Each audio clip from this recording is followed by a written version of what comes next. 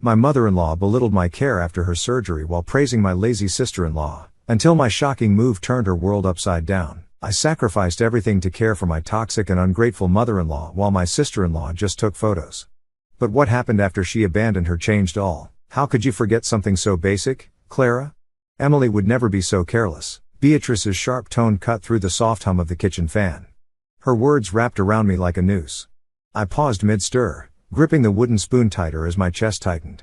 The pot of soup simmered on the stove, its aroma filling the air. But all I could smell was the bitterness in her words. My name is Clara Mason. I'm 32, a nurse, and for the past 3 weeks, the caregiver to my recovering mother-in-law. When Beatrice had surgery last month, I moved into her house, balancing my shifts at the hospital with endless nights by her side. I wanted to help, not out of obligation, but because it felt like the right thing to do. I hoped it might soften the years of cold distance between us. No matter how desperately I poured my heart into every task, my sacrifices remained unseen, perpetually eclipsed by Emily, the golden child, who swept in weekly like a celebrity on a press tour, flashing her practiced smile for the camera before vanishing in a swirl of perfume and self-importance. I stood frozen, words lodged in my throat like jagged thorns, choking on the injustice. Beatrice had already turned away, her muttered grievances drifting through the kitchen like toxic smoke, thick and suffocating. Emily, predictably, was absent, late again for her carefully timed cameo. Yet in Beatrice's mind, it was Emily who belonged here, wielding the ladle, anticipating every whim, while I was merely the inadequate stand-in. Careless. The accusation sliced through me, twisting viciously in my gut. 3 weeks. 3 weeks of cancelled dates, swapped hospital shifts, and the aching absence of my husband on our anniversary, all reduced to this single, stinging word because the soup needed another pinch of salt. Meanwhile, Emily could glide in for 60 minutes, stage a bedside photo shoot, and depart crowned as the devoted daughter, her halo polished and gleaming. I stared into the bubbling pot, my hand quivering around the spoon. Rage simmered beneath my skin, threatening to boil over. It wasn't just the insult, it was Emily's calculated arrogance in every choreographed visit. She understood the optics perfectly, how to angle the light, soften her voice, and capture the moment that would earn her endless praise online and in her mother's heart. She counted on my silence, my reluctance to shatter the fragile peace. But that assumption was about to crumble. I drew a sharp breath, ready to unleash the truth I'd swallowed for weeks. At that exact moment, the front door creaked open with theatrical timing. Emily entered in a click-clack symphony of designer heels on hardwood, her entrance as polished as a magazine cover. Something smells amazing. She sang, one arm cradling an extravagant bouquet, the other clutching her phone like a trophy. She flicked a glance my way, smile lingering just long enough to feel like a challenge, before pivoting to Beatrice with Oscar-worthy warmth. How's my favorite patient feeling today? She cooed, bending to plant a delicate kiss on her mother's cheek. The transformation was instant. Beatrice's scowl melted into adoration, the earlier venom forgotten. Emily set the flowers down with flourish, already angling her phone for the inevitable shot. Just need to capture this for the memories, she murmured, as if the camera were a sacred relic rather than a prop in her performance. I gripped the ladle until my knuckles whitened. Both her girls, she'd said earlier. As if we were equals.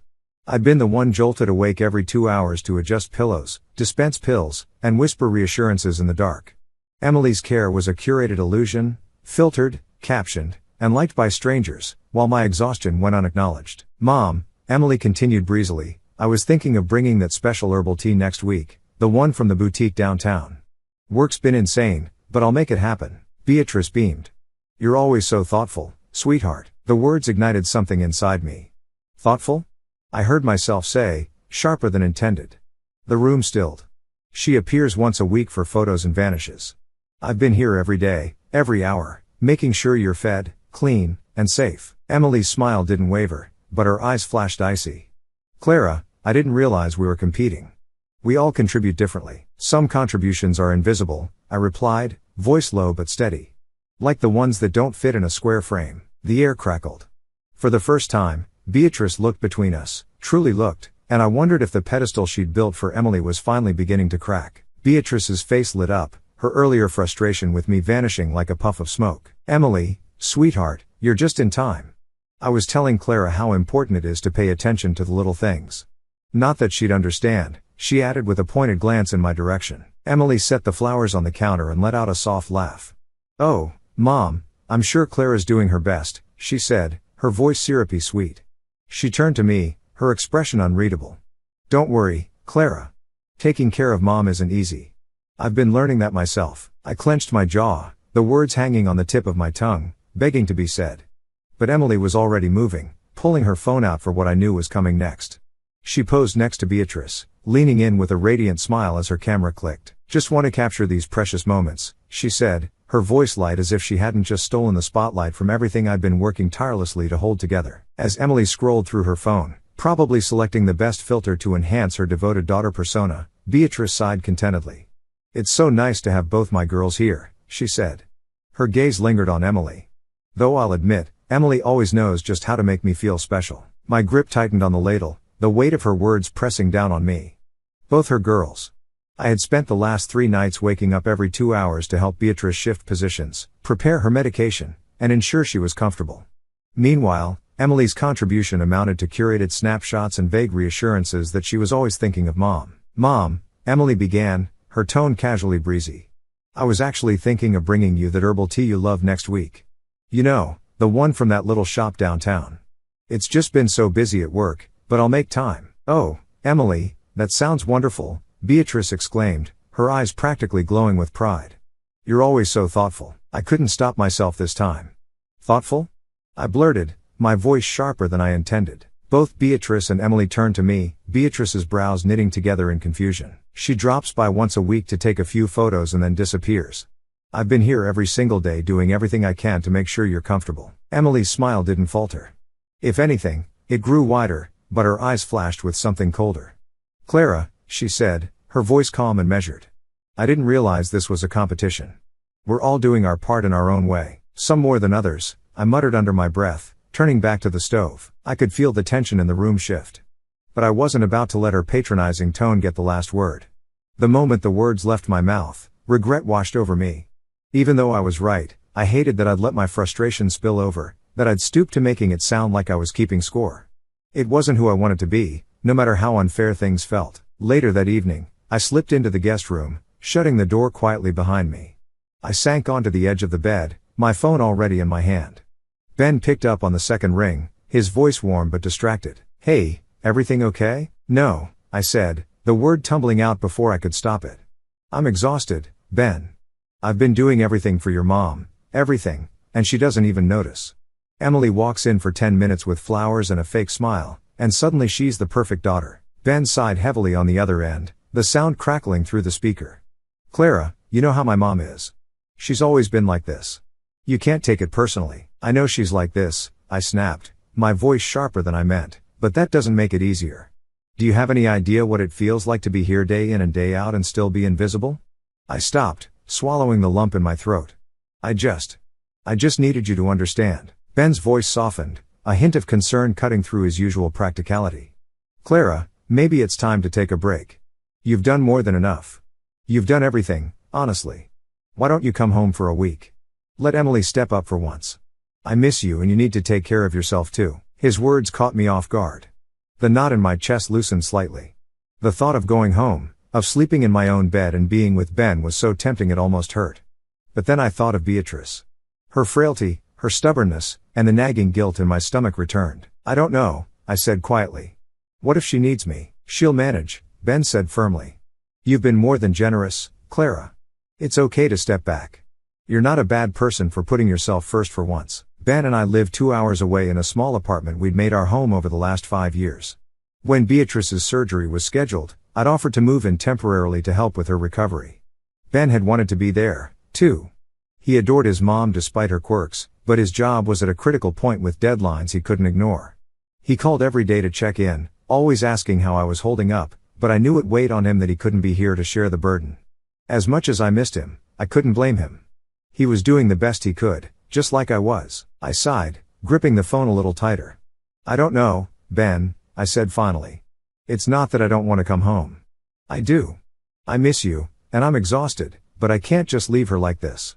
She still needs someone here. There was a brief silence on the other end before Ben spoke again, his voice calm, but firm. I get it, Clara. You care about her, even if she doesn't always show it. Just think about it, okay? You've done so much already. It's not selfish to take care of yourself, too. I'll think about it, I said quietly, my throat tightening. I promise. It felt like the right thing to say, even though I wasn't sure if I could really let myself walk away. The next morning, I found Beatrice in the living room, sitting upright in her chair with the television on low. She didn't look up as I entered, her attention fixed on a weather report. I hesitated, wondering if I should start the conversation with a simple good morning. But before I could speak, she turned to me with a pointed look. "Clara," she said, her tone already laced with irritation. I couldn't help but notice how late dinner was last night. "It's not good for my digestion to eat that late, you know." I blinked, taken aback. "Dinner was ready as soon as Emily left." "I thought we agreed." "Yes, because you didn't have it prepared earlier," she interrupted, her words sharp. "When Emily is here, everything feels more put together. She doesn't need to be told what to do." I clenched my hands at my sides, biting back the words I wanted to say. "Emily stayed for less than an hour," I replied carefully. "She didn't even stay for dinner." "That's not the point," Beatrice snapped, leaning forward slightly. "Emily knows how to handle herself. She doesn't wait for me to tell her when or how to do things. She's considerate." I let out a slow breath, trying to keep my composure. "I've been here every day, Beatrice. I've been doing everything I can to make sure you're comfortable." "And yet," she shot back, her voice growing colder. "Somehow, it always feels like a struggle. You're here physically, Clara, but emotionally you're checked out. You don't seem like you actually want to be here." Her words struck like a blow, my chest tightening. "That's not fair," I said, my voice trembling despite my efforts to stay calm. "I've put my life on hold to be here for you. I've been sacrificing." "Oh, how noble of you," she cut in, her tone dripping with sarcasm. "If it's such a burden, Clara, maybe you should have just let Emily handle it. She's busy, yes, but at least she doesn't make me feel like I'm an inconvenience." I opened my mouth, then closed it, unsure of how to respond. The hurt and anger bubbled inside me, but I knew saying anything more would only make it worse. Instead, I straightened, my voice quiet but firm. "I'm doing my best, Beatrice. I'm sorry if that's not enough." She waved a hand dismissively, turning back to the television. "Your best isn't what I need, Clara. Emily understands me in ways you never will." The room felt suffocating, her words hanging in the air like smoke. Without another word, I turned and left, retreating to the guest room to collect myself. Tears pricked at my eyes, but I refused to let them fall. Not yet. Not in front of her. Sitting on the edge of the guest bed, I stared at the neatly folded clothes in my suitcase, my thoughts swirling. Beatrice's words replayed in my mind, each one digging deeper into the ache that had been building for weeks. No matter how much I gave, how much I tried, it was never enough, and it never would be. I picked up my phone and scrolled through my messages, landing on the last one from Ben. "You've done enough, Clara. Please come home." The words felt heavier now, but they also carried a clarity I hadn't wanted to admit before. Ben was right. I had done enough. I'd given up my time, my energy, and my peace of mind to be here, hoping it might make a difference. But nothing I did would ever compare to the pedestal Beatrice had placed Emily on. I couldn't keep sacrificing myself for someone who didn't see me, who didn't value what I was giving. I let out a shaky breath, wiping the tears that threatened to spill. It wasn't about giving up. It was about knowing when I'd reached my limit. For my own sanity, I had to stop waiting for Beatrice's approval. I had to go home. I decided to talk to Beatrice that afternoon. The air between us was thick, heavy, with everything that had been left unsaid. My heart pounded as I stepped forward, determined to finally speak my mind. "Beatrice," I began, my voice steady but soft. "I need to talk to you." She glanced up briefly, her expression unreadable. "If this is about dinner tonight, I'd rather you focus on getting it right than wasting time chatting." My jaw tightened, but I pushed through. "No, it's not about dinner. It's about how I've been treated since I got here." Her hand froze mid-stir, and she finally looked at me, one eyebrow arched.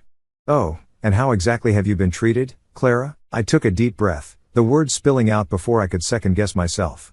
"I've been here every day doing everything I can to take care of you. I've rearranged my life, missed important moments, and given you all of my energy. And yet, no matter what I do, it's never enough. You've made it clear time and time again that you don't value me. And honestly, I'm tired of being treated like I'm worthless." She set her spoon down with a deliberate clink, folding her hands in front of her. "Well," she said coolly. "If you're tired, Clara, no one's forcing you to stay. Frankly, Emily would do a much better job anyway. She always has." Her words stung sharper than I'd expected. But I refused to let her see how much they hurt.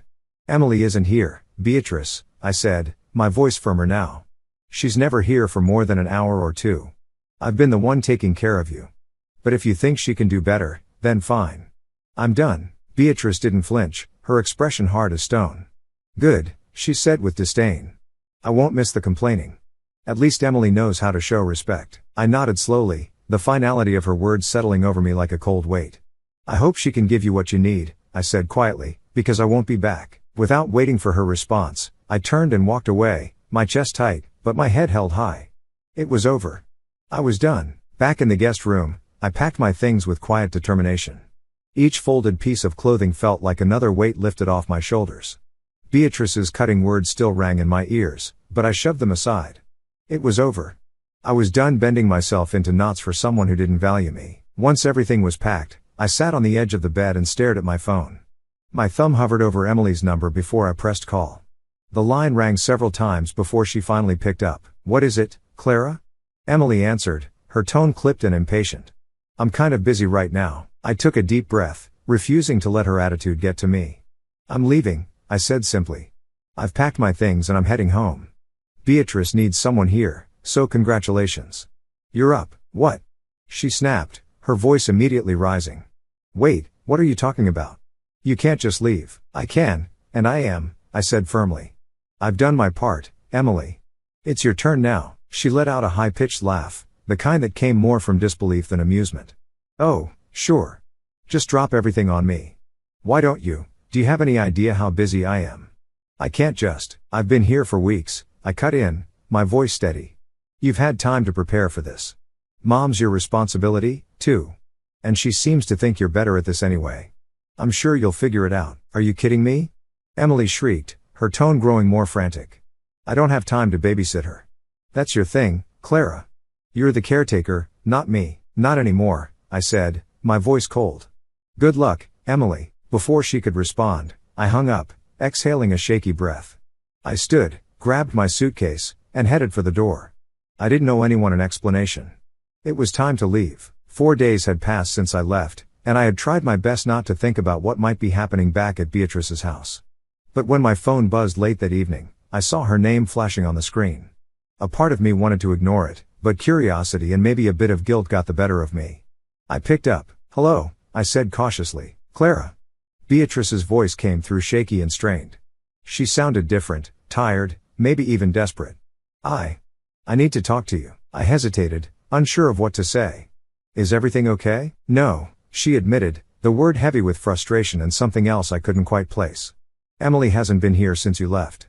She's barely answering my calls. And when she does, she has some excuse about work or being too busy. She promised me she'd be here. I bit my lip, resisting the urge to say, I told you so. Instead, I stayed quiet, letting her vent. I've had to do everything on my own, Beatrice continued, her voice trembling. I can't even manage the stairs some days. I don't know what to do, Clara. I feel completely abandoned. Her words hit harder than I expected, stirring a mixture of emotions, sympathy, vindication, and a lingering ache of resentment. She had treated me like I was nothing, and now she was realizing what it meant to truly feel alone. I'm sorry to hear that, Beatrice, I said finally, my tone neutral. But I warned you this might happen. Emily's good at saying the right things, but she's never been the one to follow through. There was a long pause, and for the first time, Beatrice's voice softened. I didn't think she'd just leave me like this. I thought she cared. I stayed silent, not wanting to twist the knife. Beatrice was finally feeling the consequences of her favoritism. And while a small part of me felt justified, another part of me couldn't help but feel sorry for her. I took a deep breath, clutching the phone tightly. Beatrice, I'm sorry you're feeling this way. I wouldn't wish this on anyone, I began, my voice quiet but steady. But I can't just come back. Not right now. What do you mean not right now?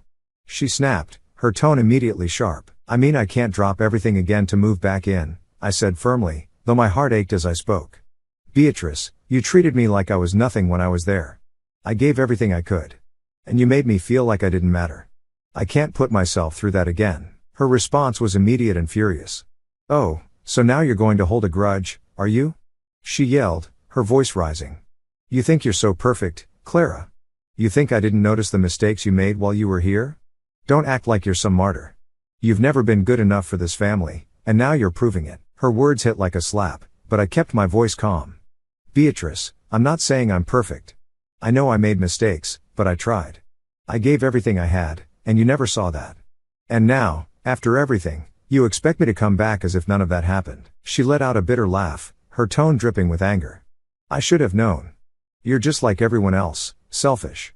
At least Emily would never abandon me like this. Emily already has, I said quietly, the words hanging in the air. There was a stunned silence on the other end before she exploded again. Don't you dare talk about Emily like that.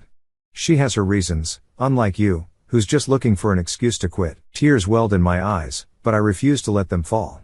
I'm sorry you feel that way, Beatrice, but I can't come back. Not like this. Before she could yell more, I ended the call, my hands trembling. The weight of her words sat heavy on my chest, but I knew I couldn't go back. Not now, and maybe not ever. 5 days passed, and I tried to move on, pushing the memories of Beatrice's anger to the back of my mind. I was starting to feel a sense of peace again, though it was fragile, held together by long walks and conversations with Ben. Then late in the evening, my phone buzzed. It was her. I stared at the screen for a moment, debating whether to answer. With a deep breath, I picked up. Hello, Clara. Beatrice's voice broke on the other end, shaky and filled with tears. Clara, I'm so sorry. Her sobs were raw, her words tumbling out in fragments. I don't know what to say. I've been sitting here thinking about everything and I can't believe how awful I was to you. You didn't deserve any of it. I don't even know why I acted like that. You gave so much and I threw it back in your face. I sat down stunned. Beatrice, I started, but she cut me off. No, let me finish, she pleaded, her voice trembling. I've been so unfair to you, Clara. So blind.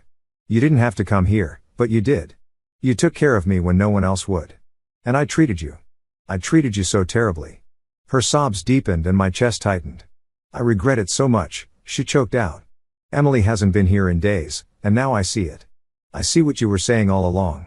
I need you to know how sorry I am. I didn't deserve your kindness. But you gave it anyway. Tears pricked at my eyes, her sincerity cutting through the pain I'd been carrying. I took a deep breath, steadying myself. Thank you, Beatrice, I said softly. That means more than you know. I don't expect you to forgive me, she whispered, her voice cracking. But I had to tell you, I'm so sorry. I sat in silence for a moment, letting her words sink in. I'll need time, I said finally, my voice gentle but firm. But I appreciate your apology. It's a start. It is, she said, her sobs quieting. I'll try to do better, Clara. I promise. When the call ended, I set the phone down, my heart heavy, but lighter all at once. For the first time, it felt like there was a path forward, however slow it might be. After Beatrice recovered, everything was different. She treated me with kindness and gratitude. Her sharp edges replaced by genuine warmth. Each visit was lighter, filled with moments of connection instead of tension. Beatrice went out of her way to show her appreciation. And while the past couldn't be erased, it no longer weighed us down. For the first time, I felt truly valued, and that made all the difference.